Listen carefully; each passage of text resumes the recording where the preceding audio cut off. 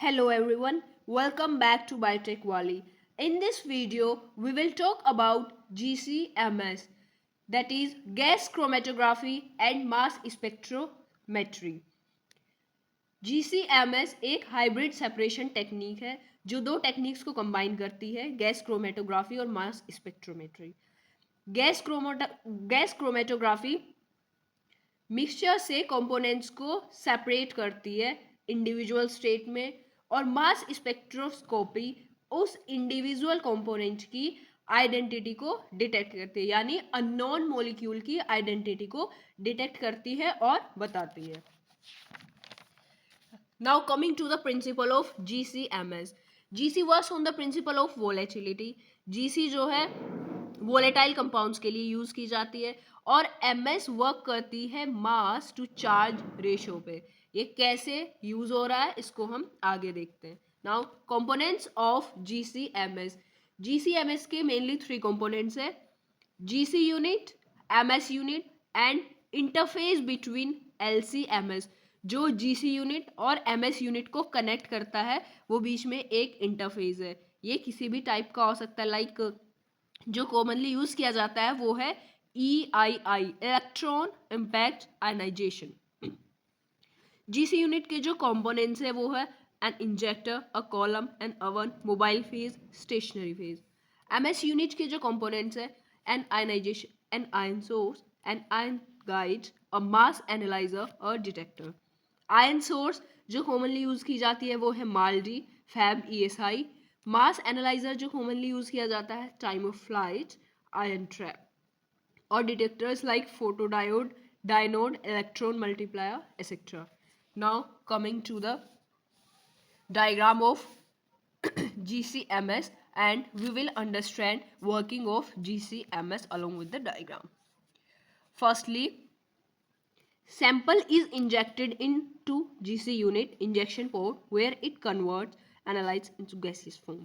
ये sample injector है और ये है इंजेक्शन पॉट।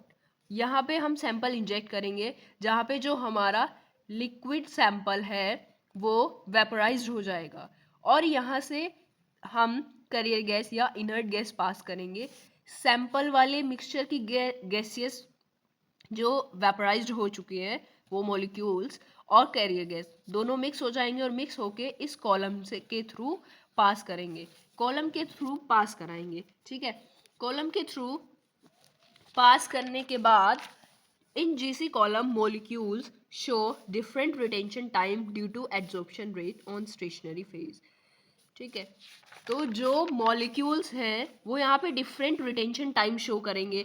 कुछ मॉलिक्यूल्स यहाँ पे जो एब्जॉर्ब हो जाएंगे वो लेटर एल्यूट होंगे, और जो एब्जॉर्ब नहीं होंगे, जो लो वोलेटाइल होंगे वो हाई वोलेटाइल होंगे वो जल्दी एल्यूट हो जाएंगे, और जो लो वोलेटाइल कंपाउंड्स होंगे वो यहाँ पे थोड़ी देर के लिए स्टक रहेंगे यानी रिटेन रहेंगे।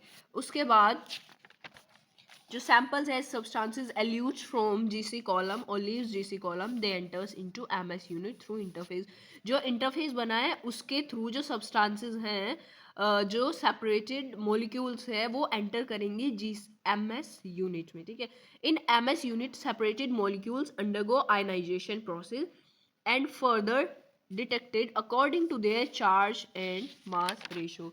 जो मॉलिक्यूल्स है वो एंटर किए कहाँ, MS यूनिट में। MS यूनिट में जो सेपरेटेड मॉलिक्यूल्स है वो पास होंगे एक आयन सोर्स के नीचे से। आयन सोर्स मतलब जैसे कोई भी ये सैंपल मॉलिक्यूल्स जा रहे हैं सेपरेटेड वाले, यहाँ पे आयन सोर्स लेज़र हो सकती है, जैसे है ना लेज़र से रेज निकलेंगी। ठीक है, वो इस पे डलेंगी तो जो वो मॉलिक्यूल्स है सैंपल मॉलिक्यूल्स है उनको कन्वर्ट कर देगा गैसियस आयंस में, और गैसियस आयंस में कन्वर्ट करने के बाद भेज देगा मास एनालाइजर के पास।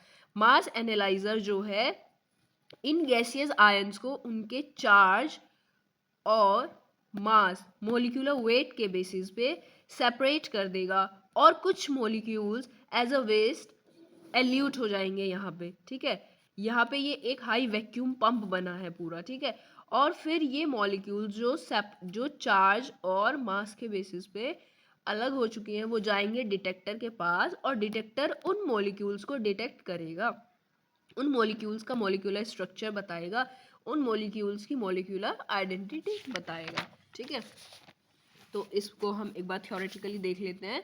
इन MS units, separated molecules are spread into ion source where they are converted to ions in gas phase। जब हमने पास कराया मास एंड आयन सोर्स से, तो जो हमारे गैसियस जो हमारे सेपरेटेड मॉलिक्यूल्स थे वो गैसियस आयंस में कन्वर्ट हो गए। Then gaseous ions now enters to mass analyser. Mass analyser sorts ion according to their mass to charge ratio and tells time of flight। Charge और मास के ratio के basis पे मास analyser उनको sort करेगा और फिर टाइम ऑफ फ्लाइट बताएगा। Time of flight क्या है? टाइम ऑफ फ्लाइट है यहाँ आयन सोर्स से लेके डिटेक्टर तक जाने में कितना टाइम उस आयन को लगा, वही क्या है? टाइम ऑफ फ्लाइट है। उसके बाद detector counts the ion emerging from mass analyser and identifies the molecules, their molecular structure और elemental composition etcetera. I hope आपको समझ आया होगा। सो अब यहाँ पे हमको कोई नीड नहीं है कि हम जो है LC-MS अलग से पढ़े, बस GC यूनिट की जगह हम LC यूनिट लगा देंगे और GC जो LC है वो नॉन वोलेटाइल कंपाउंड्स के लिए यूज होता है, तो हमको यहाँ पे उनको गैसियस फेज में कन्वर्ट करने की ज़रूरत नहीं पड़ेगी। तो आई होप आपको जैसे गैस क्रोमेटोग्राफी समझ आया, तो आप लिक्विड क्रोमेटोग्राफी के प्रीवियस लेक्चर वीडियो अपलोड जो है वो देख लीजिएगा और देन उसके बाद गैस क्रोमेटोग्राफी को रिप्लेस कर दीजिएगा LC क्रोमेटोग्राफी से। बाकी आगे पूरा जो प्रोसीजर है वो सेम रहने वाला है, बस GC यूनिट की जगह LC यूनिट लगा दीजिएगा, बाकी सब सेम रहने वाला है। तो आई होप आप उसको भी अच्छे से समझ लेंगे, बट अगर आपको फिर भी उसकी अलग से वीडियो चाहिए so comment below and stay tune for the next video lectures.